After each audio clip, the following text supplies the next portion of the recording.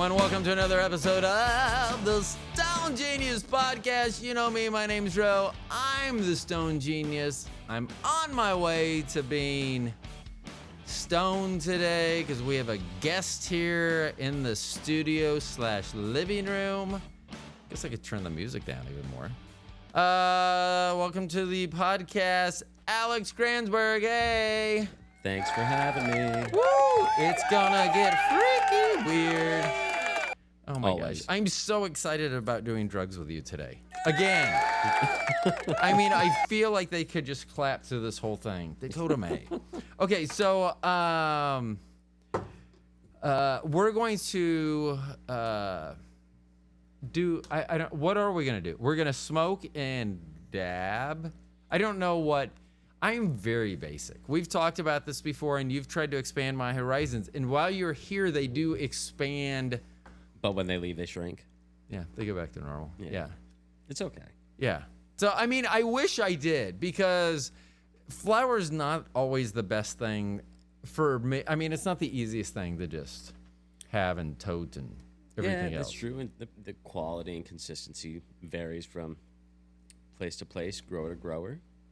Oh my gosh, you're being so diplomatic about this. Oh, hey, let's talk about Kran Organics real quick. What's going on with you guys here in Kansas and Missouri? I get more in Missouri since it's only legal in Missouri. So it's been a roller coaster. I'm not sure if you're familiar. There was an issue back in August in which a manufacturer distributor brought in oil from Oklahoma, from oil that was out of compliance. It was still safe. It passed all the safety for mold, pesticides, herbicides, metals. It was a safe product. It just was out of compliance because it was not grown in the state of Missouri. So there was about $100 million worth of product that was recalled and put on hold. I'm sorry, $100 million. How much weed? Never mind. I can't even fathom that. The first time I found out what a pound of weed looked like flour, was like a huge old bag of weed. Because I was thinking, it's a pound. I mean, I don't know. I can't even imagine how much that would. That's a lot of weed. It's a lot. Is that why there's been a shortage in Missouri? No, okay. That action was attributed because there was a shortage. They were trying to meet the demand. So what led to the shortage? Demand. Yeah.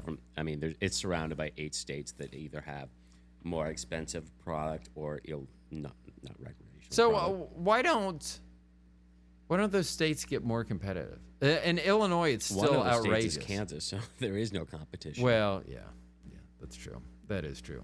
So what are we starting with today? What is this? This looks like an old-timey cigarette. This looks like one that, if I was going off to war and my choice was either going off to war or catching the Spanish flu, that's kind of what this cigarette looks like. What war did you go off to?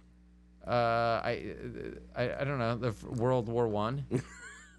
I mean, you might get your chance. I feel like I should talk like you might get your chance to go out to World War III. Hold on, no, that's the wrong one. Oh my God! Hey man, look at this little cigarette I got. This looks really fancy. I can't wait to put it in my mouth and suck on it. Which, oddly enough, that was a comment Bobby made on our honeymoon. Oh dang it! See, I'm on the wrong. I really need a producer because I hit the wrong buttons. Okay. You also need a writer because you're not funny. Heyo. This is gonna sound like a stupid question. Hold on. What does the LR mean?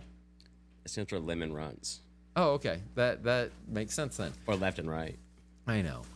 So you know which direction to pass it. So, can you use someone's name? Could there be? I'm just throwing this out there. A Bill Cosby strain that may give certain effects to certain people. That would be cool. What are you smoking? I'm smoking the Cosby. I think I'm going to get lucky tonight. Whether you be getting lucky or unlucky? Well, it depends. So, yeah. Is he out of jail for that? That seems... I don't know, but you know what? I was thinking about him the other day. Why? That seems like a weird... I saw him perform live. He was a great speaker. Yeah. This is when I was a freshman. I loved pudding because of him. He loves putting his dick where it doesn't belong. Hey-o! Or maybe that should be a. I bet when he got to prison that he had some penises put where they didn't belong. I don't know. Oh my gosh. I mean, though, if you're gonna fuck someone in prison, it might as well be Bill. You don't want it How to is be. it every time we're on the show we always talk about prison? I don't know, because I feel like I'm only one broken taillight away from prison. I don't know, but we always have, that prison show is one of my top 10 episodes of all time, and I now have like 250 some odd episodes. So, Wow. yeah, I mean, you know what's crazy about prison? I think in order to go to prison in today's environment, you have to do something super fucking bad. yeah, I was on 75th and Troost, and I got rear-ended 2 weeks ago. not sexually, but like in an automobile. Correct. Okay, I just need clarification. And then I was like, what the fuck? And then I hear, "Err." They fucking drive off. I'm in just in a state of adrenaline, so I chase them.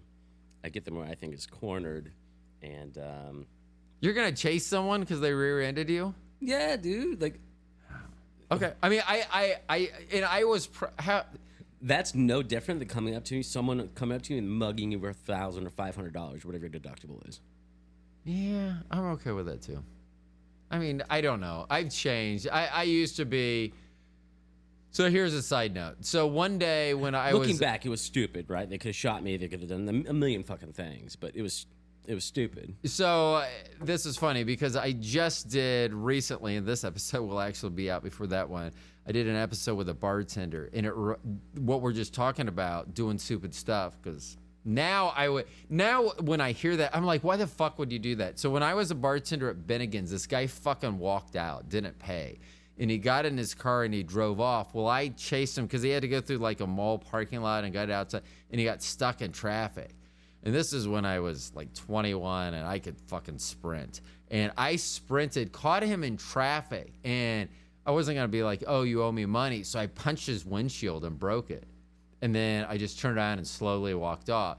And my satisfaction was knowing all those people that were around were like, what the fuck just happened? Because here's a guy with an apron on and all these Bennigan buttons on, and I'm punching his windshield, and and the guy doesn't yell at me. He doesn't do anything. He just drives off. So I was in between pop-ups. I was going from a dispensary in Lee Summit to a dispensary on Warno. Uh-huh. And to be honest, I didn't know where I was when it happened. Am I just supposed to light this? Yeah, Okay. yeah. I didn't know where I was when it happened because I was focused on how the previous pop-up went and getting ready to get hype up for the next one. And then I get rear-ended. I start chasing him, and then he gets away. I call the police. This is in Kansas City, Missouri. Uh-huh. And they're like, well, good luck with that. I was like, what do you mean? They're like, we're not going to do anything. Yeah. I go, why? They go, we have crime to deal with. I go, how is this not a crime? They go, where do you live? And I said, okay, I'll talk to you later. That's funny. So not on the Missouri side. So basically, what I was saying is, in order to go to prison, I think you have to do something super bad, because if they're not going to involve themselves in a hit and run accident, Yeah. I don't know what type of crime. So I know someone that I previously got my black market stuff from, and Legacy market. yeah, let's do that. Legacy market. I like that. And they got pinched at some point, and they had quite a bit. I mean, quite a bit. And I don't know the full extent to it, so I don't want to speculate. I do think that it was more than just marijuana. But I think they ended up with everything there, because I freaked out after that. I mean, if you want to know why I don't have my own bong anymore, it's because I pitched everything at that point. This is back in the day. And but they took their car, and I think they took the cash that was there on hand, and then they took all the drugs, and put them on a long-term probation. Never even went to jail. Never even took him to jail, which is funny because when we talk about prison, now they're going to come up and grow. And if I don't reference them soon, it'll be a squirrel fight, which I'll tell you, not bad to watch. I mean, it's not good, but it's not bad at the same time. So can you taste anything on this? Oh yeah, I'm supposed to be trying to taste something. I don't know, but I feel like I'm. No, see, and here's the other thing with me, because my palate is so limited that I may not know. Don't give my gummies a review then. Well, I don't, so that was one thing. The very first what we tested with you was your cheesecake. And you got me peanut butter and jelly cheesecake, which was amazing. And it was funny because I remember Bobby, I just assumed, because I have never eaten anything, and this is true, unless it went in my mouth accidentally and I spit it out, which sounds like a bad Saturday night. I've only had grape jelly and peanut butter. So I just assumed that. And then when you gave that to me, I was like, oh, fuck. How about if it's like boysenberry or something? But it actually was grape. Blueberry. It may, whatever it was, I ended up liking it because it smelled, and it tasted wonderful. I thought that was a great product, or is a great product. Well, I yeah. appreciate that. Yeah, because that is very good. You're going to have to talk for a second. Yeah. There's our little squirrel friend. I know. Yep. So back to Kran Organics, I guess. We're back on shelves with regular gummies. We keep getting into more and more dispensaries, so that's great. What's the biggest challenge of getting into dispensaries right now? There's lots of challenges. The biggest challenge is gummies are a saturated product, which we had our chill cakes previously, but we're in a temporary facility that doesn't have freezing capabilities. So that's a challenge. Also a challenge is sometimes, getting in front of the right people. They don't like to give out contact information for purchasers, which is, kind of tough. Makes sales tough. So what we do to combat a lot of those things is I make a lot of dispensary visits, get to know the industry people, the decision makers, bring lots of uninfused samples around. And then also... Oops, sorry, gave you the infused samples. And then also explain to them and educate them the differentiators in our products. The reason... How open are they? I mean, sometimes... There's so many dependents. It depends on what time of day, how busy they are, who I'm talking to, what type of mood they're in. Ugh, people. My typical speech, which is not rehearsed, is just fact after fact after fact, so I say it all the time. When we launched our product in the medical market.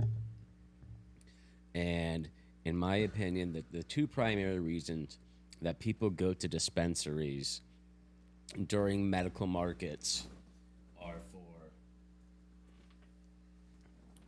relief from pain and inflammation. Right. And relief from nausea medication from cancer. That's what I think everyone thinks of when... Right. They think of medical marijuana. So when we launched in a medical market, and it did not make sense to me to give a product out that is, we have a really healthy product, but no matter how you spin it, gummies they're a sugar-based product, high in sugar. Right. Cancer cells feed on sugar. Sugar is like a cancer sugar is like a cancer superfood to sugar. Or cancer is, I'm backwards. Sugar is like a cancer superfood to cancer cells. It makes it grows. And then additionally, sugar also causes pain and inflammation. So it didn't make sense to me to come out with a product, a medication, a medical type product that would attribute to what it's trying to also help alleviate. So we came out with the chill cake. Right. Which is high in plant fats, has cashews, cacao butter, coconut cream, which the bioavailability and the uptake of the medicine is just going to work so much more consistently and just better because the way THC works, when you eat it, it binds with lipids, fats, and so that's how it's processed, stored, and metabolized. Right. Whereas gummies typically don't have a lot of fat. So the way that we combat that is we have a product in our gummies that is sunflower lecithin, which is it's a lipid and it's a binding agent so that it homogenizes well, so it'll be consistent and give the THC something to grab onto. So we launched in the medical market. Like every time I hear you, like sometimes I'm like, man, it would be fun to be in like the cannabis industry somehow. But then when I hear you talk all this nerd speak, which I get it. I know how important it is. If you know the right stuff, then you can get the right result. I get all that, but yeah. So then it went recreational. Excuse me. So then it went recreational. And, numbers don't lie. 80% of the edibles market, at least in Missouri, are still gummies. So What else are edibles in? Chocolate bars? Yeah, drinks, chocolates, Okay. things like that. Baked goods. Because I don't do them, so that's why I know candy bars. So drinks would be listed as edible, and then Chocolates, baked goods. how in Missouri do they do the math? Oh, that was a note I read about the Chiefs game. How do they do the math though for like ounces? Like I know, or grams. I know how they do it in flour. Yeah, So, the MMJs. So like 1 MMJ is an eighth of flour, 3.5 grams. Or if you buy like concentrates, 1 gram of concentrate is equal to 1 MMJ as well. And so 1 gram of concentrate is equal to 3.5 grams of flour. But here's where you get fucked with edibles. 1 MMJ is equal to 100 milligrams of edibles. But that's the same amount of THC as a tenth of a gram. So it's really kind of fucked up. So is it? Well, I don't even know. I mean, I was going to say, are you ingesting more or whatever? But here's one thing that I find out that often, at least the highs that I enjoy, typically have a lower percentage of THC. And I know that a lot of people that are, especially me when I was new to it, and I think a lot of people, as the Missouri market is still fairly infantile, that people just whatever the highest is, that's what I'm going. Because I've noticed when I'm watching flower and trying to decide, because I'll go through and read about like reviews and stuff if I haven't smoked them, and then I'll start seeing them disappear because they've been in such short demand. And it seems like it's always the highest THC that disappears first. I don't really look at the THC. I look more like the terpene profile and the percentage of terpenes and the different cannabinoids. So I like to have as many cannabinoids as possible with as many terpenes as possible, and the highest number of terpenes. That gives it like more of the entourage effect, where you get the full effects of the plant rather than just the psychoactive THC part. Right. So because Missouri is so. But I want to circle back real quick and finish up the thought with the gummies. So we came out with their gummies. And we wanted to come out with a product that was going to be as healthy as possible during the rec market, because that's part of the 80%. Right. So our gummies are gluten-free, vegan, no corn syrup, no dyes, no melting, no soy, no gelatin. Are you vegan in your life? In my life, I am. You are. Okay. I know that we talked about that a little bit. It was after you got a dog, wasn't it? Correct. Okay. So let me ask you. And I honestly, I wasn't. Hold your. Okay. thought. Yes. I'll try. Hold on. Go ahead. I'm writing my note down. So as we've progressed, we came out with this product, and we really want to be known as like or we are known as a company of innovators and quality products. So even our gummies have that reputation. But we're signing a partnership and creating a partnership with a pharmacist, graduated #1 in his class from KU Pharmacy School. We're around the same age. He's not a new grad, but he was also one of the very first people to have a patent on cannabinoid therapy. So we're really, really excited and looking forward to coming out with a new line of products and enhancing our current products with a better formulation of ratioed products and different cannabinoids and things that we're really, really excited about the future of those. So we're making our progress and coming out with things that aren't necessarily on the market and things that people really want. And I have tried all the gummies in the past, and they're amazing. So you have Tunisian vanilla, tart blackberry, and spiced apple. Ooh, spiced apple, especially going into the holidays, sounds good. even though it just sounds good. I don't know They why. sound good. They taste good. They smell good. Oh yeah, they do taste good, and No melting, which is fucking awesome. and they don't stick to your teeth. No, they don't. So, and that's probably whatever causes the other things to melt. That's probably I've had these gummies in my mouth right now for probably an hour or so, and they're just. So why? So is that how you're supposed to do it? See, I literally think I do drugs wrong.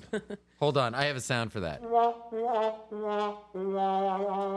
And you tell me that every time you come over and see my pipe. So what you're using metal, dude. So what I'm doing right now is I just let them sit under my tongue. They do dissolve eventually. So I'm getting the effects sublingually. I also chewed up a couple, swallowed them, and ate them before I came. It hits your bloodstream a little bit differently this way. And I don't want to speak too technical because I don't want to fuck up because I don't want to give you any false information. Right. But I know that it hits you a little bit differently. It goes into your body a little bit differently. Yeah.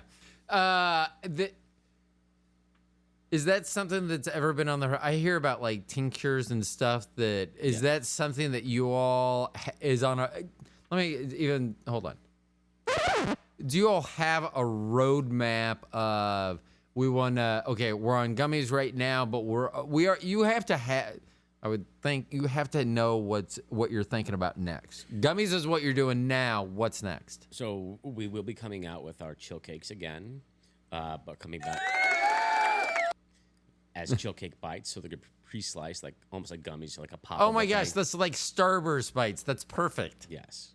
Oh. So and then since we have our frozen, like our freezer, we've already developed cookie dough that can be eaten raw or baked. So those will be coming out. And as far as our new product that we will probably be launching next, I will not say what that is. But Is it something sexual? I will not say what it is. But I am very excited for it. Yeah. Okay. And There you we should go. be too. Everyone should be. I know. I just, like I say, I don't think I do drugs exactly right. So, which once again,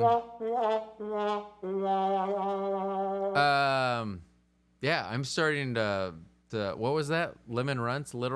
Lemon runs. Lemon runts? I like that. Mm-hmm. Hold on.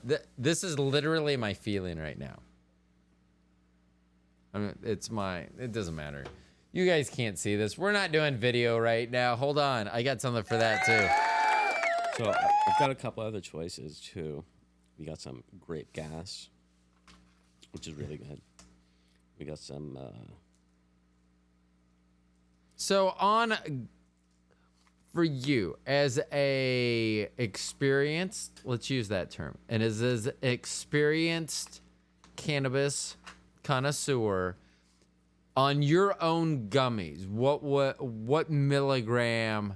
Like if you were the benchmark, you're the Snoop Dogg of Kran Organic gummies. So what's that benchmark? Where are you at? Where you're like, oh, I can feel this. And I guess you would have to clarify because feeling it is different. Because sometimes I just want to feel like no pain in my arthritic hands. Sometimes I want to feel like I'm just gonna sit here and veg out on the couch. So let me answer this with a long story. Okay. So earlier this year, maybe like 2 months ago, I was invited to participate in this study in Jefferson City, Missouri, the capital, and the chief of police, the head of the highway patrol, Ryan Hutton, great guy, really like him. I got to have dinner with him. I believe they paid for our hotel, I think. Okay, I hope so. If you didn't pay for it, I hope someone paid for it. No, it was great. And so what was the study? So this study, there was, I believe, me and 5 or 6 other participants. We went to the police station in Jeff City, and they took our vitals. They gave us sobriety tests, and there was like toxicologists there as well. And so we all consumed 20 milligrams of gummies. And then they let them kick in for like an hour or so. And then they, again, took our vitals and gave us sobriety tests. Up until this point, I've never taken a sobriety test in my entire life. I failed the very first sobriety test there for technicalities. Hold on. When I was sober. Okay. Alrighty then. I failed. Hold on. I do have a sound for that too. Yeah, so I failed it when I was sober. Because when I spun around, I turned around, I did it like I didn't do it how they showed me. So I learned immediately to ask for clarifying questions, ask for as many questions, and ask for examples. During the sobriety test. So are you saying in this study, or is this study, or were they doing the sobriety test exactly to the letter of how they should be doing it out in the field? Great question. Let me tell my story. Okay, sorry. And I'll get to like a lot of things. So I have also had foot surgery, and I need another foot surgery. I need a bone fusion. So I took my shoes off because I'm always in pain with my foot, and because they have you do balance thing. And I explained to them like, hey, so part of the process for when they do your sobriety is they have you hold your position while they explain it to you, and they ask you any questions. Like, stand like this. Do you have any questions? And then they show you, go down and do it while you're maintaining that position, which is like a physical mind fuck. It's like your muscles. So do you know? So have they? Or is that just something they're watching, or have they notified you that? No, that is their direction. They say stand like this, and then they explain what to do, and then they expect you to hold that pose the entire time they're explaining, and then it's your turn to go. So this system, they're most people. I wouldn't be surprised if most people fail them. Like normally, they're not easy. Okay, so you said you were with some other people. How many others failed? Do you know in your group? So I'll get to it. Okay, God, I'm so early about everything. I told you it's a long answer to your question. Okay. So I failed the first one sober. We all take the 20. We wait an hour, do vitals. My heart rate was about 58, I think, just sober without taking anything. My heart rate did not change at all. Did you laugh when they said 20? Did you go, okay? Yeah, kind of. But I mean, everyone's different. Right. Everyone had 20, which kind of surprised me. I thought some people would go 10. I don't recommend everyone to do 20. I recommend very first time people to do like maybe 2.5 milligrams to 5 milligrams to start with. So 20 is significant, but we were all industry people. Right. And you're not pussies either, so. I'm not. Yeah, I don't know. Yeah, whatever. You're saying that you might be a pussy? Is that? Yeah, I don't know how to equate that in this relevant. But so, where was I? You just did 20 milligrams. So, yeah, you're waiting on that hour to waiting, and so we do the sobriety test. And I'm talking with them, getting to know them, and then someone goes, "I know what you're doing," because I was asking lots of clarify. You're trying to cheat the system. I go, "I'm trying not to fail, just like you're trying to fail me. Like we're trying to do opposite things, so we're both trying to arm ourselves with the best possible knowledge." God, they hate that. But there were some cops that were totally cool, and then there were some cops that you could tell were just complete not cool. Yeah. Okay. One of the questions. Each time you was someone administering or giving you different than the sobriety, or did you have the same group, or were they changing it each time? Yeah, so there's a rotation. There's like 6 groups. Okay, I just because you were mentioning the different cops, so it's a rotation. Yes. Okay. And they're all they all did it slightly different. And at one point during one of the sobriety tests, the police was giving me like in the middle of the sobriety test, and a instructor came up to him and corrected him on how he does his process. And then I asked him, I go, "How many times have you done this in the field?" He goes, "Probably about 500 times. I go, "You're sitting me here telling me you've done this 500 times and that instructor just corrected you on how to do this?" Oh, yeah, you'd be surprised. And he goes, "Yeah." But one of the questions was asked in the very beginning before we did any of the sobriety tests, asked to all the police officers. If you know or you think that someone has consumed 10 milligrams, do you think they're too impaired to drive? 100% of them rose their hand. Of the police officers. Okay. 10 milligrams. 10. after this, like the study, we had it open. Like at the end of the day, there was a back and forth dialogue where they presented everyone's data, who failed, how many times, etc. Like all of the data was shared, and we had an opportunity to go back and forth. And they asked specific people questions, and the most common question the police officer asked. Oh, I didn't even finish. So, first round we all had 20 milligrams. I guess first round we didn't have any milligrams because we didn't. They did the sobriety test completely sober. Right. And then we all had 20 milligrams. Waited an hour. Then we had our sobriety tests and our Vitals taken. vitals. Thank you. And then we were given the opportunity to consume as much as we wanted to. At that point. Yes, please. So at that point, I took another 250 milligrams.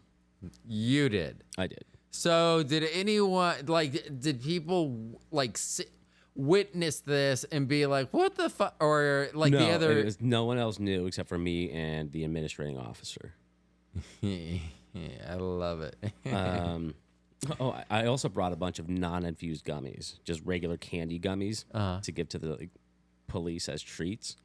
And some of them took them, and some of them were like, not risking it. I was like, okay, dude, I'm not trying to get in trouble here. Like, they're fine.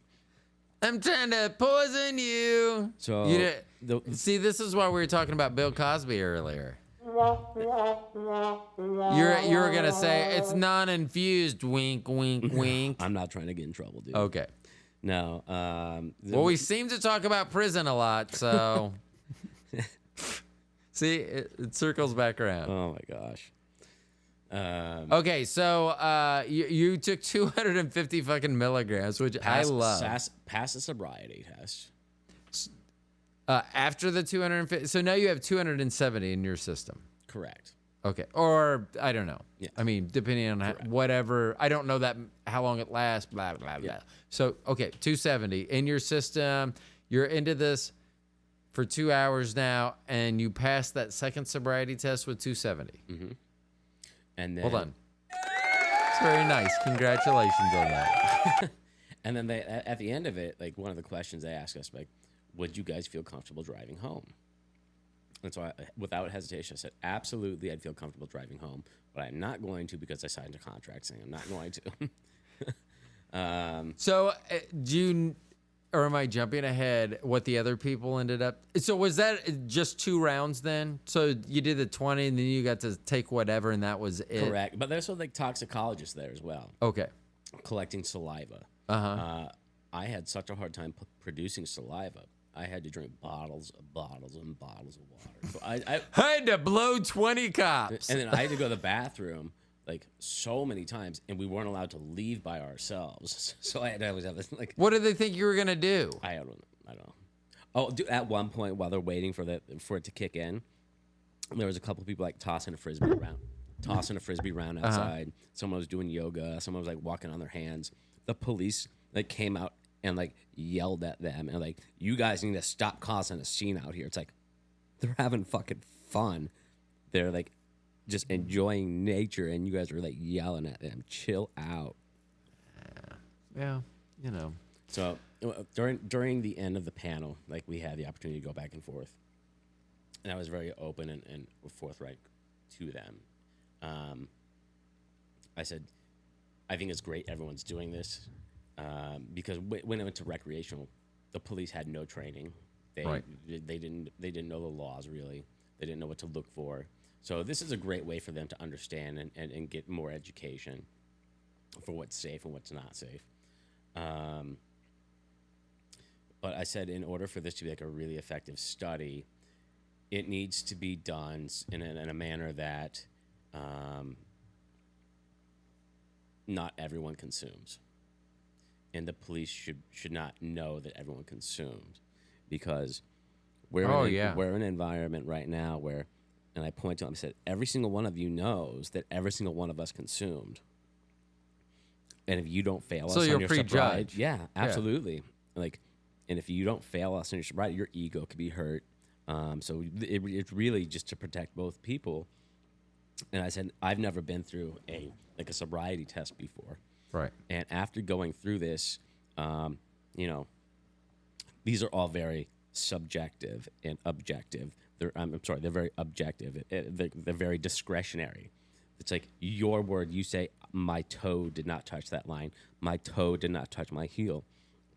I said, your guys' body camera, especially like when they do like the eye things, your body camera does not have the resolution, the frame rate to see the eye motion going back and forth.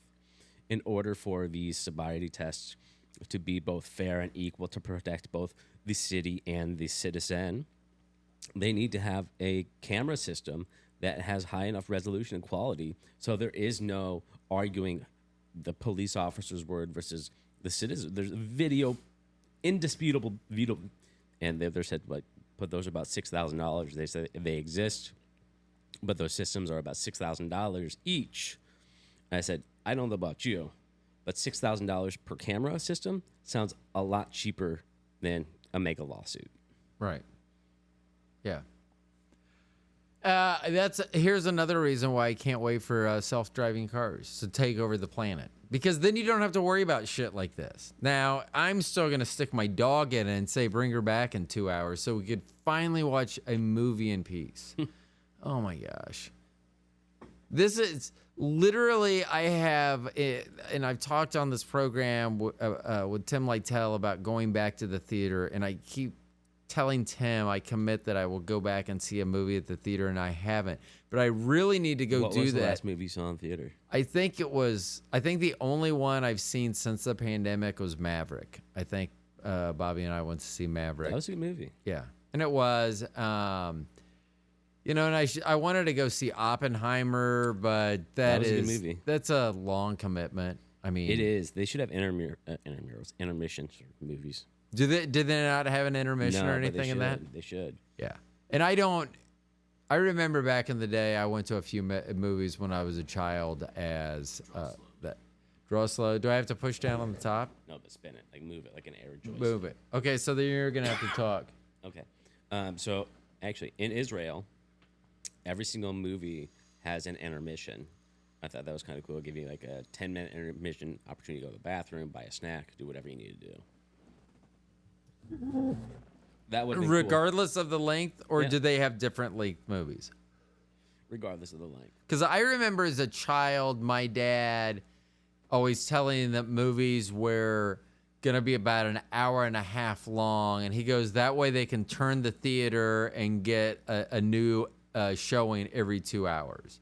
And I was like, that makes sense. Because it does. I mean, the longer the movie, then it really fucks up. I mean, if you ever look at it, most movies will start and end roughly the same time. So if you were inclined, I don't know if you can still even do this or want to do this, but way back in the day, me and our mutual friend Mitch, we would go maybe and see like 2 or 3 movies in a row. Because they'd Buy all... one ticket? Yeah. Yeah. Because they'd basically start at the same time. You could walk out of one and walk in with a group for the next one. Because they were all the same length, starting at about the same time, give or take 5 to 15 minutes. Sometimes they would stagger them a little just because of the amount of people buying tickets and coming through the door. But I so much prefer watching a movie at my house.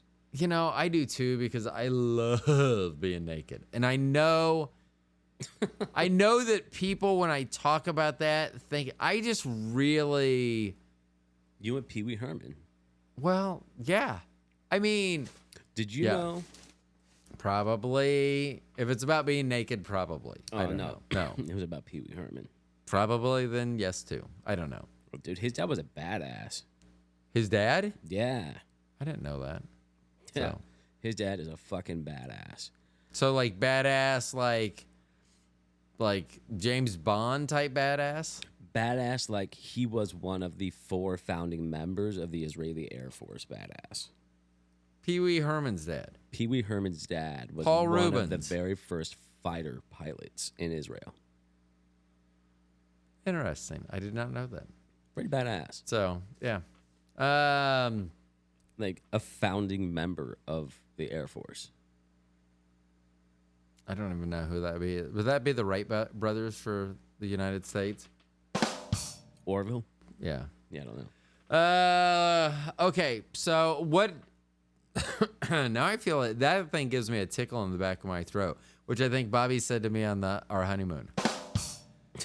Actually, probably way before the honeymoon she said that. So I please hope that she says that at least, and I don't even care if it's true.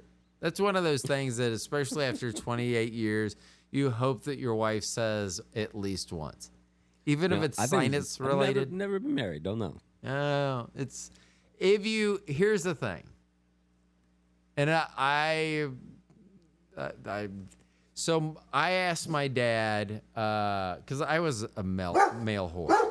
Dakota Mae Johnson O'Brien Mahaffey. Stop. Let me guess. Squirrel. Oh my God.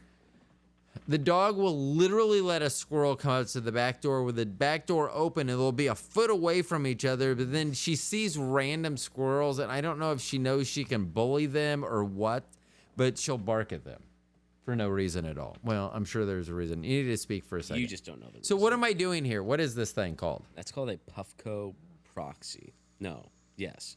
A Puffco proxy. So what you're doing up there is it's mixing the oil around. It's like it's mixing the oil so it's not consistently burning the same spot. Okay, see, here's one of my other problems about doing drugs is I am fucking lazy. Because I always say time and effort. Like, that just seems like, even I've seen you do it before, and it didn't because you use, if I remember this correctly, last time you were here and introduced me to this, you use like some knife, then you would heat it up. You pushed a button, it'd heat so the butter, batter, something. Is that right? Butter and batter? There's butter, batter. Oh my gosh. See this? Sugar. No. Resin, rosin. No. Diamonds and sauce.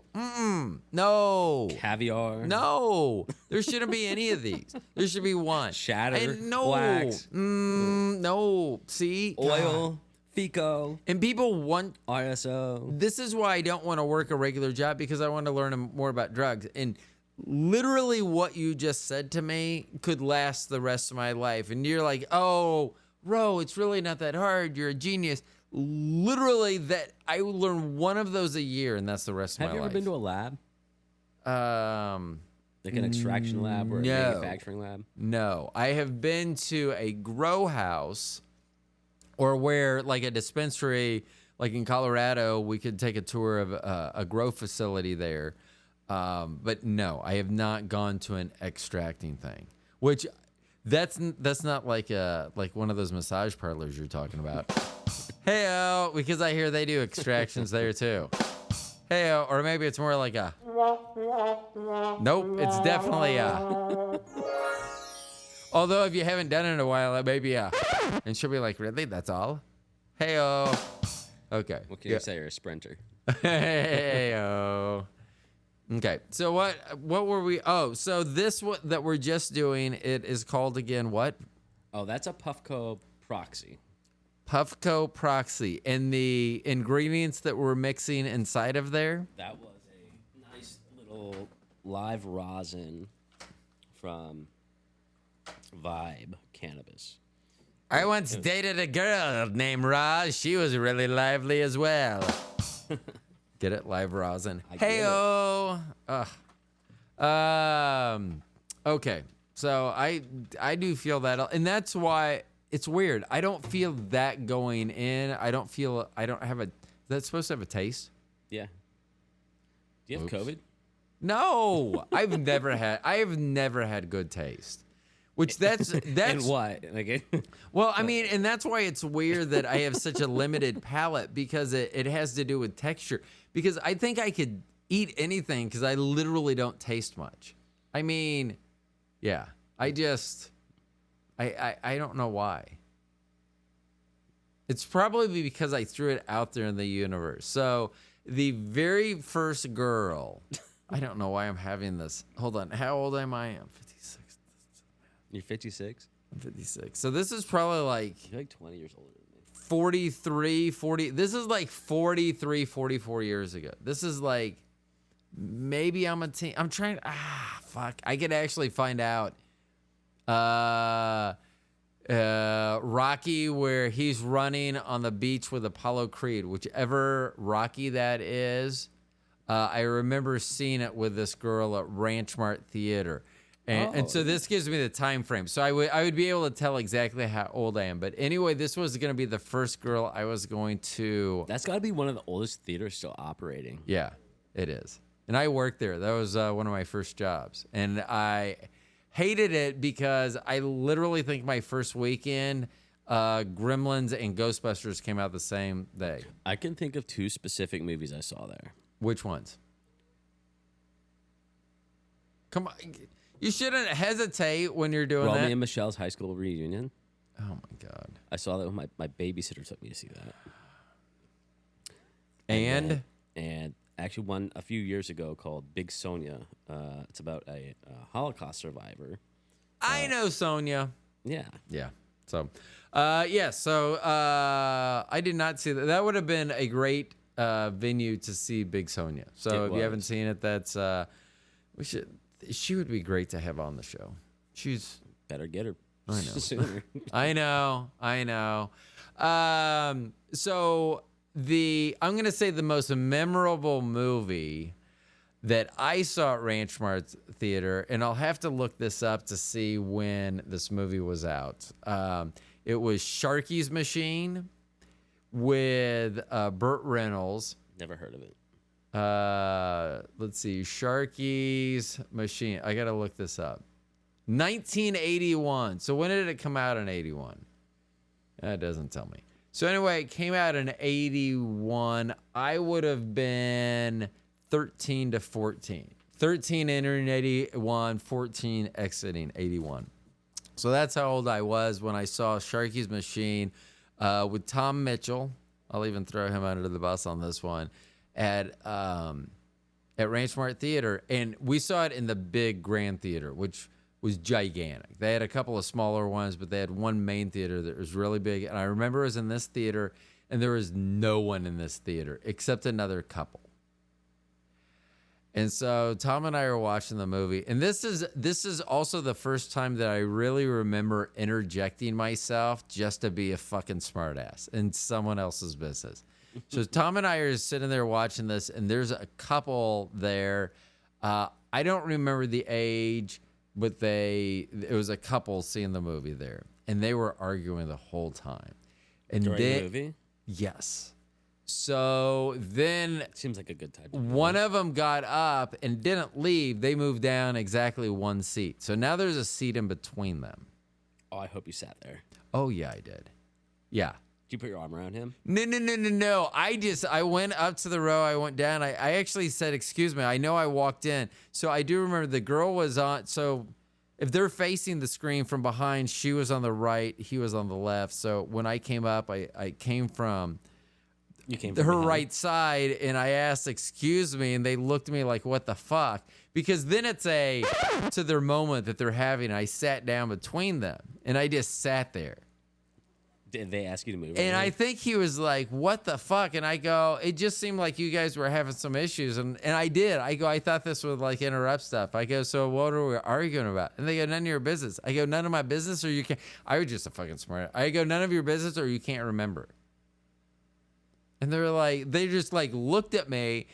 But I got up and I went back to where I was sitting. And then they moved back together. And then they talked, and they would look back at us, talk, and look back at us. But I think it did change their night. Now, they may have still broken up.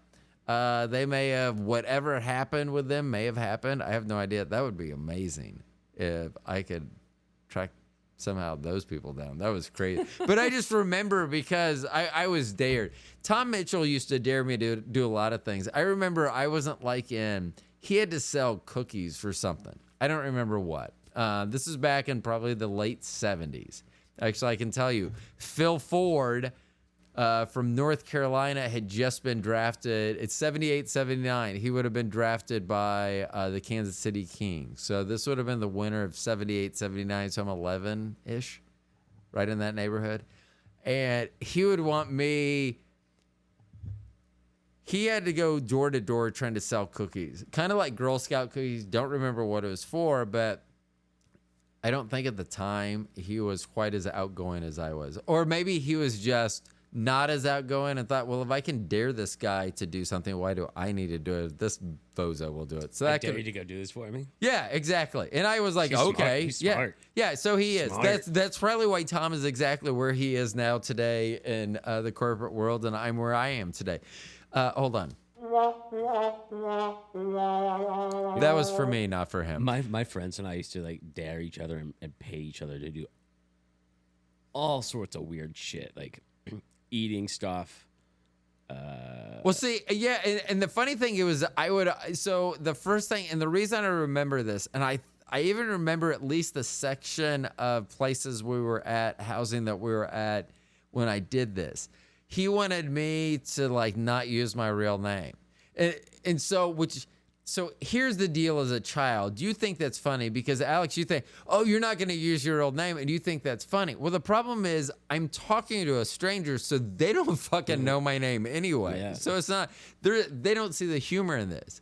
Whatever I introduce myself at, they don't know I'm a liar yet. I mean, they'll figure it out probably pretty quickly, but because I'm sure I said the cookies will give you superhuman strength or what. But I remember originally he said, oh, you should introduce yourself as Phil Ford or something. And I remember that I started off, and I don't remember if the dare was start like with Phil, or that's what I was just comfortable. I remember my name's Phil Martin, which is weird because I have a cousin named Phil Martin. So it's not like if it's an odd name. It's like a first cousin. So it's right there. And so I said Phil Martin, and then I think I said Phil Ford because I was like they don't know who the fuck I am. So I can say anything I want. I'm Laverne and Shirley. They're not going to know. And so I said that, and then I started going, I'm Phil Ford Martin. And this is the 70s, before like people were hyphenating their names and stuff. So then I decided, well, now I'm going to try to name every basketball player I can. So then I'd be like, I'm Otis Birdsong Martin. And they would look at me, I'm like, I know, right? And I would just play it off. And I think that's where I got a lot of what I do as an adult is that I just have continued on as I never grew up. That's it. I'm Peter Pan. I know. Oh, man, I like it. I was about to say I like your batter, but that doesn't sound good. Or is it butter? Or is it your rosin? I like your... That Hold was on. that was some rosin. I like your live rosin. That's really good. No, maybe this one's better. Oh, yeah, I like that. The live rosin, it's so good. It makes me feel... I should just do the rest of our chat like this, because this is not an interview. This is us, two guys, two bros, just doing drugs. I don't know about drugs. Well, I know. So what is your terminology? Do you ever call it weed? Do you call it weed and then correct yourself, like marijuana or I guess it cannabis, depends or on who I'm talking to. It depends on who I'm talking to. and is that because of they won't understand, or do you ever call it weed? Yeah, that's You do? probably my preferred. Really? Yeah, I mean, that's what it's the easiest to say. Weed. see. And for some Well, reason, it's one weed. Once you know. I less- think least amount I of beat syllables, my weed. I beat myself out of saying that. I mean, I don't. I find myself saying marijuana a lot, but I try not to. Marijuana. it's a mouthful. What's also a made up word. It's not. Is it? Wasn't it yeah. supposed to be racist? Yeah. In Yeah. overtone. What was that guy's name? You'll know. Ashlinger. Yes. Yeah. That should be an easy name to remember. Yeah, cannabis. Yeah, I guess it depends on the context. But if I'm with my buddies, I call it weed Have or you? drugs. I like to call it narcotics. And I know what's gonna happen here is I'm gonna start coughing because I'm gonna make this statement. There is I don't know her name. I could look it up on Instagram. I really don't need to call her out, but she is she used to just do things. She'd be smoking like a fatty or something and just be kind of, this is my day, and just be kind of weird and stuff. And I started following her. This is one reason I don't want to do video too, because I think people change. Well, now it seems like every time they smoke weed, that like their thing is to like start coughing a lot. And that drives me insane because Bobby's one pushback about smoking flower is that I don't want to cough. And so it bugs me that she's supposed to be pro cannabis, but then every time she smokes, her reaction is coughing violently. And you know what? There's a lot to be said for that. Coughing is really hard on your body. It causes muscle strains. You can cause chiropractic issues. You can pull ribs out of place. You can pull muscles. You can do damage to your body. You can cause harm to your body from coughing. So that's one of the negatives and downfalls of smoking. But additionally, it's not good for your lungs. I mean, your throat gets irritated because it's hot. It's heated air going to it. That's why edibles are the best. And I really do want to cut down on flour and let me ask you this real quick. Hold on. I'm actually going to make a point here, I think. So you guys are now working in conjunction with a top pharmacist, early pioneer into, what did you say, an early patent for cannabinoid therapy. So we have talked in the past about my issues with edibles, that my body seems to metabolize or process. There's also going to be topicals, transdermal patches. Okay, so that's what I was going to ask, is there going to be, because I would like the ability to do something other than flour. The thing that I do prefer about flour, just because it's about efficiency, is that quick onset. Is the quick onset, and if I know the strain, I know how long it's going to last and what my reaction's going to be. What I like about flour is it's a ritual. It's an experience. It causes you and forces you to, not just take the 5 to 10 minutes it takes to smoke it, but it also causes you have to break up the bud. You have to roll it up. It takes time. It forces you to kind of relax a little bit. Right. Yeah. And I agree. And it's a lot more social. I'm not going to suck on a gummy and then spit it in your mouth and just, I guess go around in a circle. I don't know. You've never hung out with Bobby and I on Yes Day. I don't want to. You probably don't. That's probably more for you than us. Yeah. Right. I mean, I'd hang out from a distance and maybe watch. But. So our thing, we used to go through these the yes days where we'll say yes to anything, but it seemed like we were always, well, we're not really gonna do anything. Fuck, God, see, I'm reconciling that in my head because every once in a while, when we lived out in DeSoto, there's a McDonald's out there. And we would go through there and get drinks because they used to have dollar drinks, whatever size drink you wanted, which why wouldn't you get a large? And so we would go through there and... Small bladder. One time Bobby goes, should we pay for the people behind Moderation, us? Self-control. Oh, what? I know there's but if it's the same... Okay, I get it. Because I'm talking about efficiency. I get it. Thank you for pointing that out. So Bobby goes, should we pay for the people behind us? I was like, yeah, sure. This is probably when both of us, she still makes great money. She makes great money. I no longer make money. And so it was funny. As soon as I said yes, she looks in the rear view mirror. I go, what are you doing? She goes, well, I wanted to make sure it wasn't like a full van or a school bus. And I was like, you can't do that. You can't. And then go, oh, well, now it's a van. So now you're not going to, once you've decided to do it, you got to do it. So luckily it wasn't. It was some small, and we said that and we paid behind. But it was just interesting because now I've called myself out on doing the same exact thing in a different setting.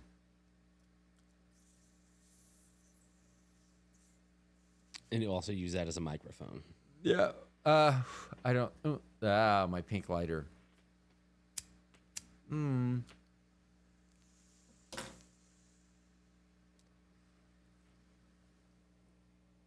Oh yeah. So what is this? Which one's this now? This is some Truffle Queen. Truffle Queen. So,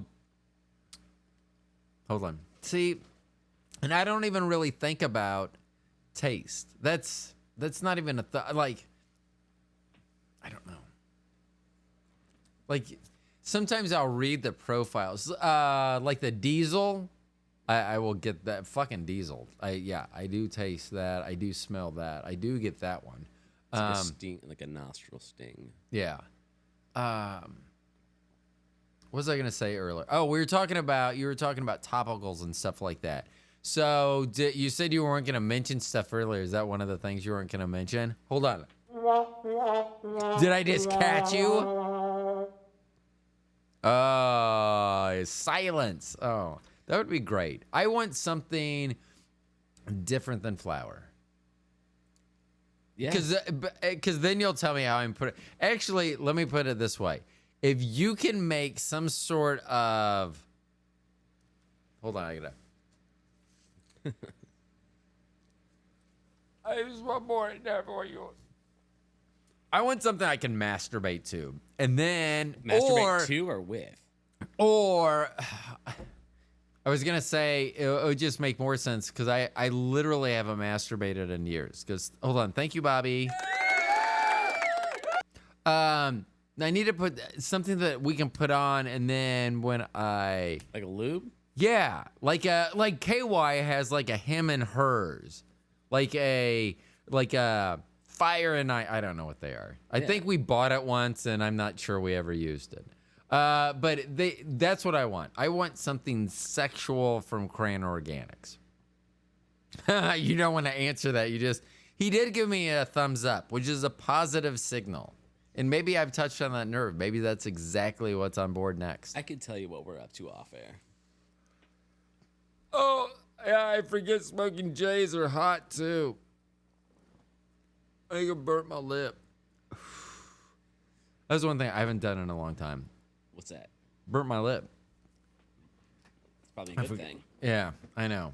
Well, that's why on my metal pipe they have a thing. Dude, you need to stop smoking metal. Why? What's gonna happen to me? Worst case scenario, and hold on. Worst case scenario that I can think of, and I'm still okay with. Did you ever see District 9? Nope. Oh. Well, this guy, like, he starts turning into an alien bit by bit, and so, if I started turning into like a android or whatever humanoid and metallic parts would be. Glass is just the cleanest and best for you. And then you made fun of I know, that's.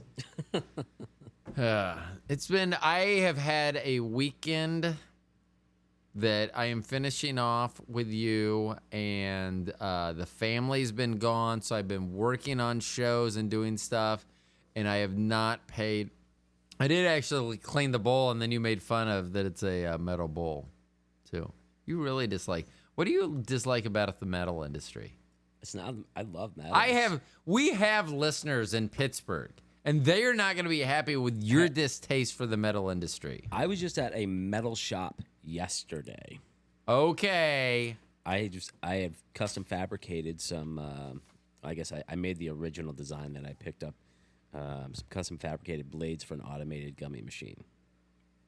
So and it's 304 stainless steel, food grade stainless steel. So I have nothing against metal.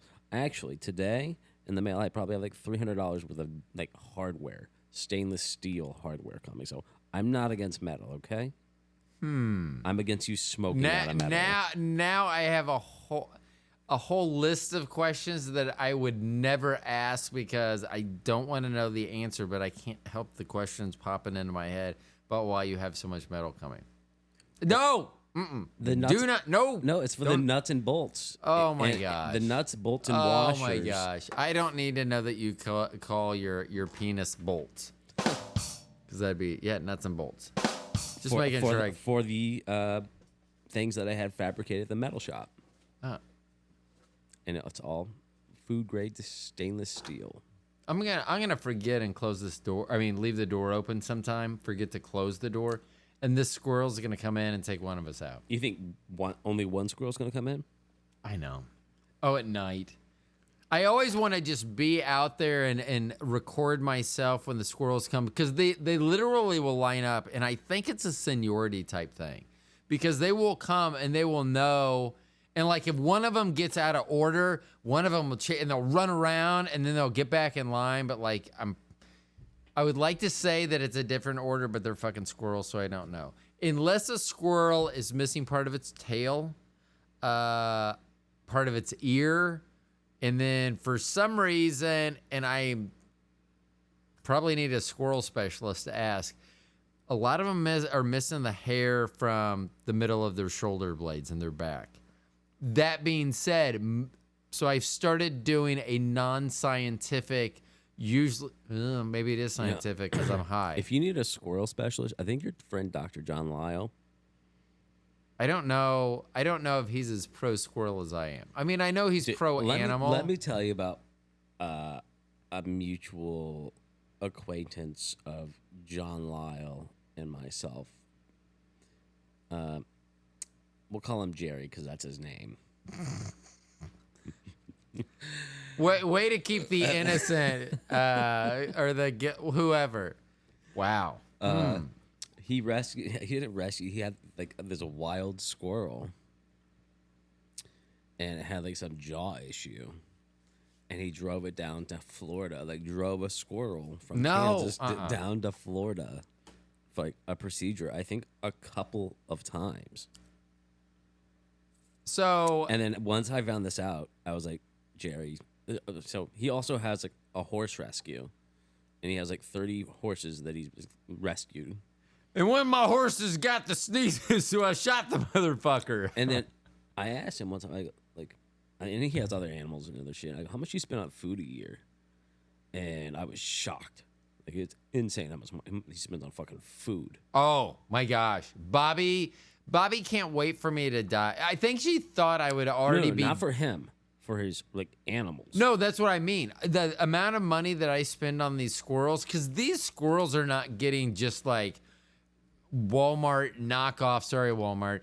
Like just knockoff crackers. These rounds that we're getting, they want like the buttery round. Anytime I feed them, and I'm not kidding, the very first thing they do is they start licking the salt off. They love the salt on there. Why don't you get a salt lick for like a deer?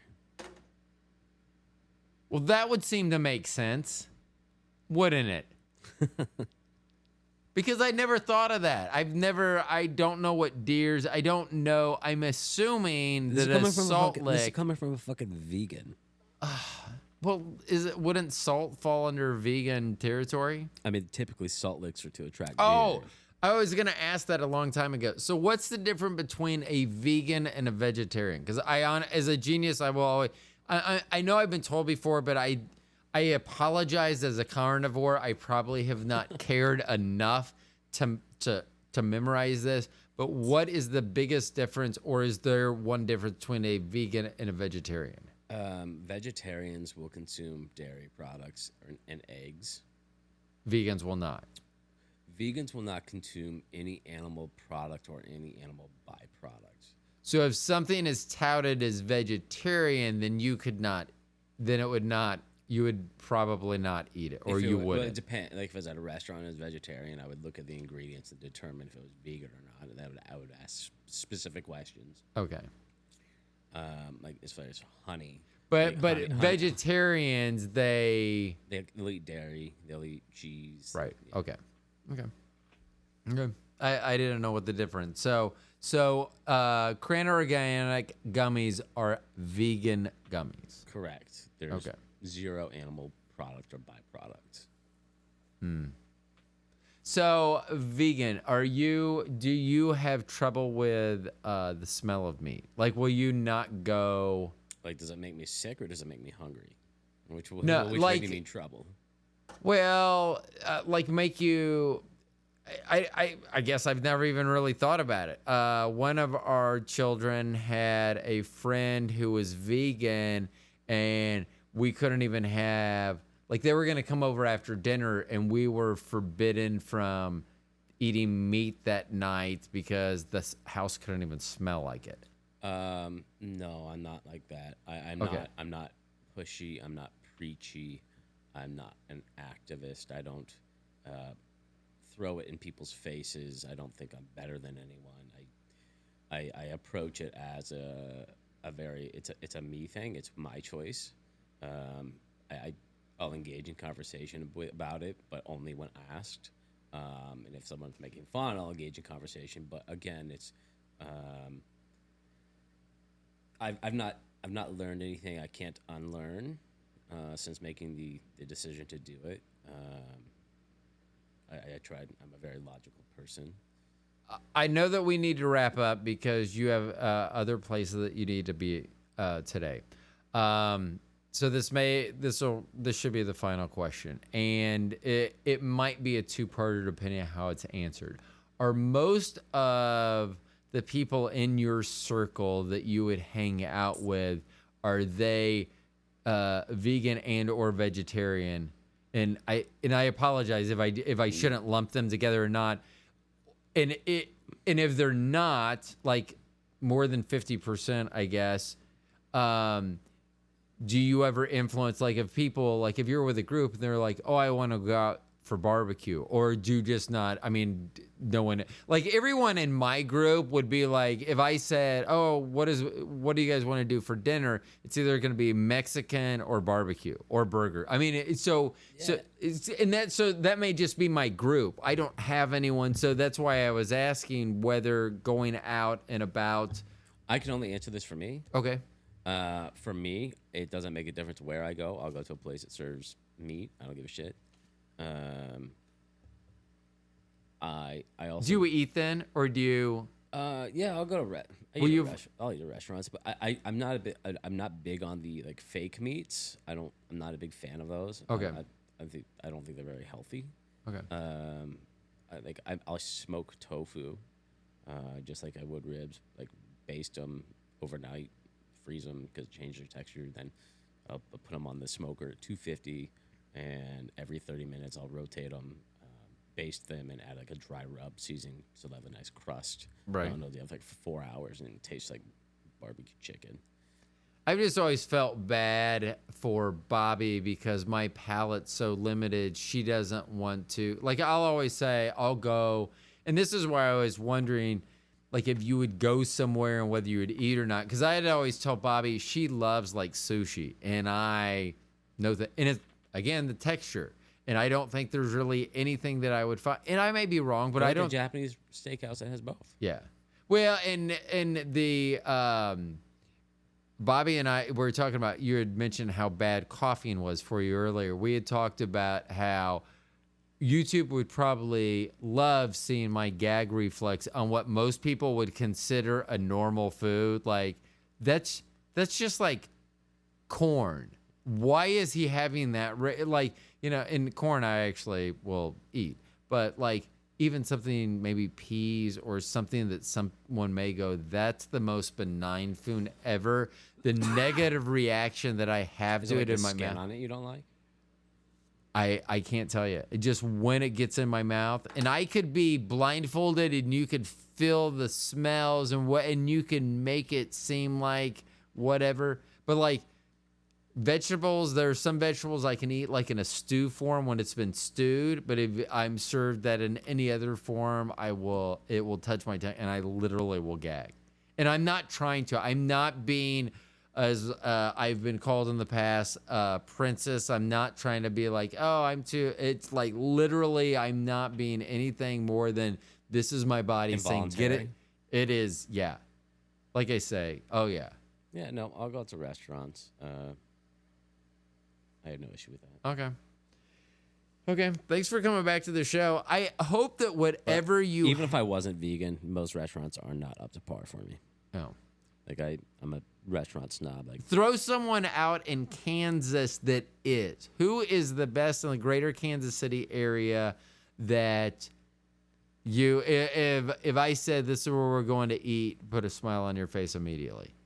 What type of food? For you, this is for you. What Blue Koi? Blue Koi? Is it? It sounds like sushi. I'm just guessing. Not I don't sushi. know. It's Asian. Okay. Once again, I'm out on. You're out on Asian. Yeah, I'm out. Go. It's not your normal. They don't even have. There's no fried rice.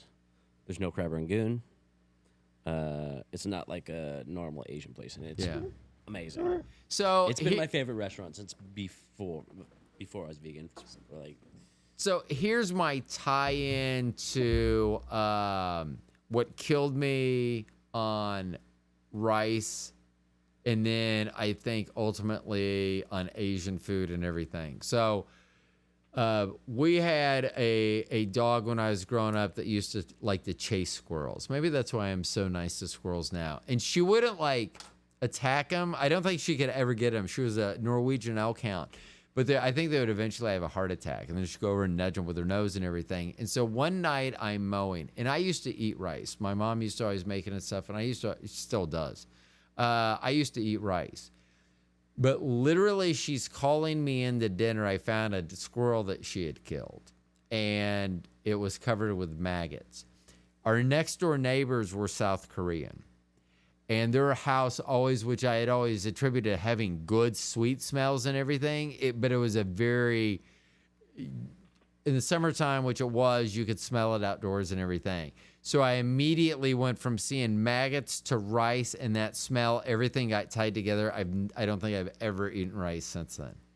so get a noodle dish. Oh, I think that's it. That I don't know the slime factor on noodles. And Bobby once, I believe her technical term was they could de-slime them, but just the mere fact that something needs to be de-slimed, like usually I'm sliming the back of Bobby's. Where do you like to eat? Where do I like to eat? Yeah. You like Applebee's. No, I was gonna see between Bobby's legs. Heyo. Applebee's, no. I mean, no. Okay, you gotta go.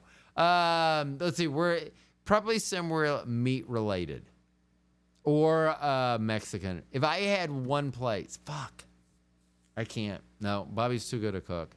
I'd rather cook me something.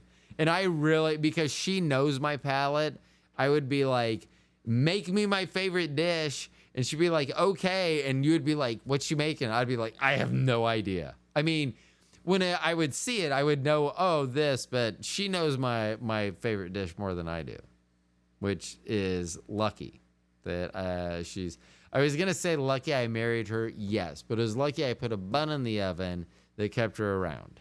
And then I think guilt kept her around too. She's like, I don't know how he made it on his own before he met me, but there's no way he can go back to that now.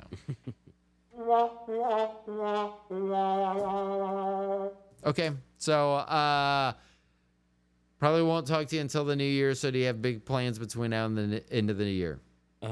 Personally, forget about work. What's big in your life, Alex? What are you looking forward to? What as soon as you think about it here in a second is going to put a smile on your face? What's coming up? There is nothing that I think about outside of work, unfortunately. Oh my gosh. So I need to introduce you to Liv LaRue and Holly. There is going to be a cost associated with it, but they will make sure that you have at least an enjoyable, depending on the cost, a predetermined amount of time you will be happy between now and we can make sure that you get on the schedule. What the fuck are you talking about? Oh, she's a courtesan, and Holly works for her and with her sometimes. Courtesan? Yeah. What is that? Prostitute.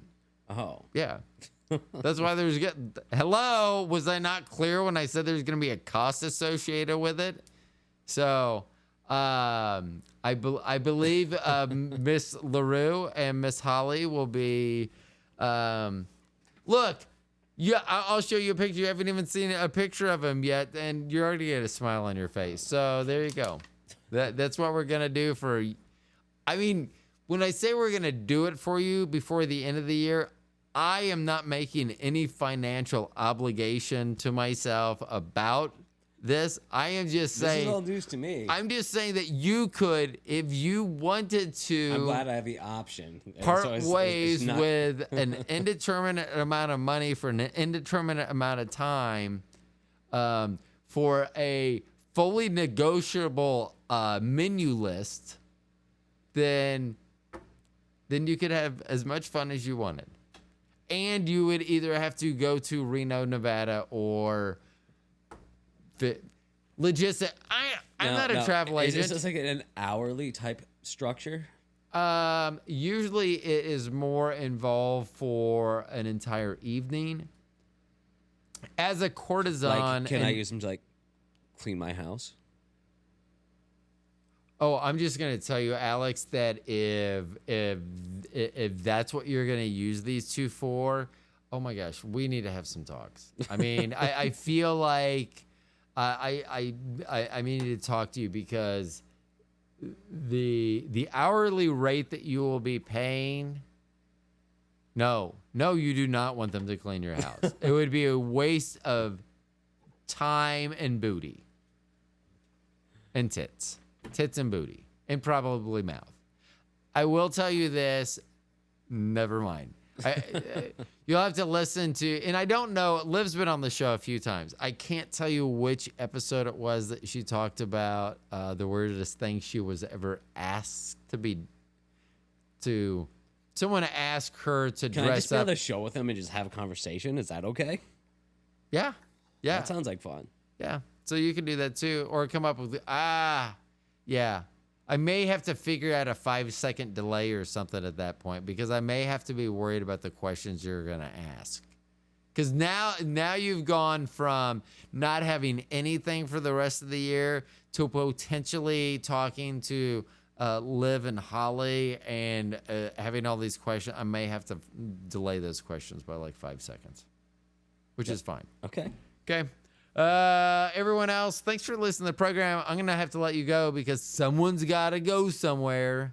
I hope it's more fun than this, which, truth be told, I can't make that determination. If you have made it to the end of this program, that means you determined that he should have stayed and done the show. So for him, yeah, he will be back. So everyone else, Alex Kranzberg, Kran Organics.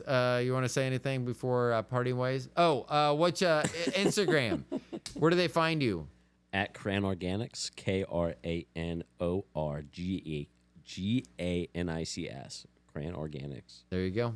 Okay. Anything else you want to say? Nope. Appreciate being on the show. Thank you. Okay, everyone, thanks for listening to the show. You guys know me. My name's Ro. I'm the Stone Genius. That was Alex from Kran Organics. We'll talk to y'all later.